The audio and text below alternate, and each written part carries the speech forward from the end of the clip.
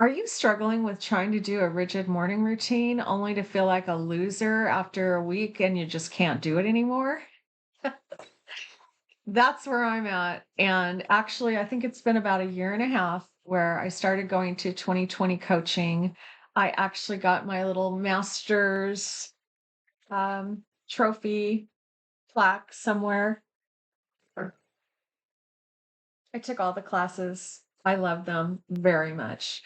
And a lot of what they talked about it wasn't about mortgage, it wasn't about sales, it was also about how to take care of yourself and what matters. And over that time, I went to so many different webinars and discussions on treating yourself well. And I totally bought into that because I'd spent years not doing that for myself and just like going up and down and all over the place on what can I do on a regular basis and then not doing it and feeling crummy about myself.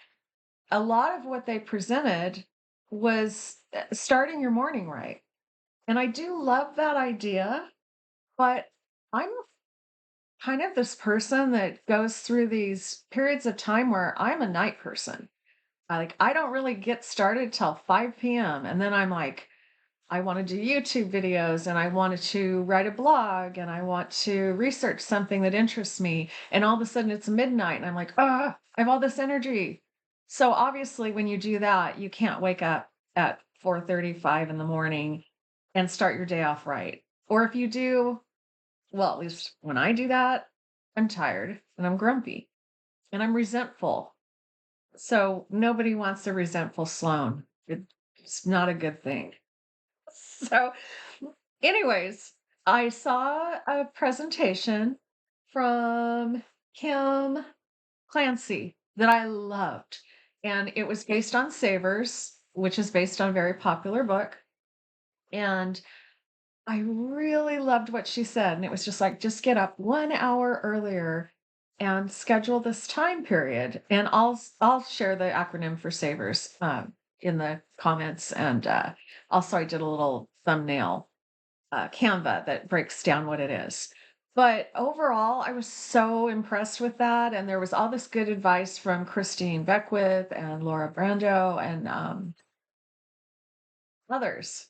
Many people, Fraser. There's many people that believe very strongly in having a good morning ritual.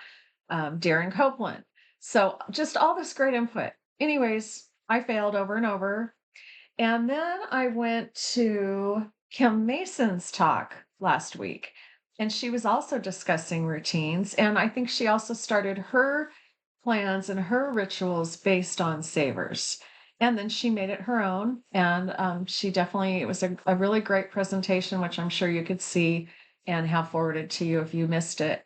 And overall, it was morning talk still, and I saw in the chats out of the corner of my eye, I saw somebody say, "I'm just not a morning person." And I was thinking, I feel you because sometimes I can be a morning person. I can just jump up and it's like just seize the day and I went to bed early and I am all rested. And then some days I'm just not. So Kim responded immediately and said, "You need to find a routine for you that works for you. You don't have to do it all in the morning." And I don't know why I needed to hear that out loud, but I truly did because I instantly was like, "Oh my gosh, I can do this." And so I re-looked at it and I'm still working through what's best for me, but overall, I get up a half an hour earlier and I dedicate the first SAV of Savers. For the most part, that's what I'm doing to start my morning off right. No screen time, silence, affirmations, visualization, just a calming way to start my day. That works for me. Sometimes I might fit in there reading and writing as well, or scribing, as Savers says. But if I just do that minimum 15 to 30 minutes of Savers in the morning, that works for me. And then I'm finding places in the day to stop and exercise or stop and read for 15 minutes, whatever it is. I'm working it out. All I know is I loved Kim Mason's idea of having a scorecard and checking off boxes. So I'm working on something in Remarkable that I can upload a PDF and then I can just check off the saver stuff and the stuff I add. One of the things I'm definitely doing that I want to make a note of it and check it off. is 3 times a day drinking a big hunkin' glass of water because I forget to drink water, and then I'm like, "Why do I feel so terrible?" It's like, "'Cause you're dehydrated." So, I'm doing stuff like that. And some things I'm not gonna make a list like, pick your pen up and write this, obviously.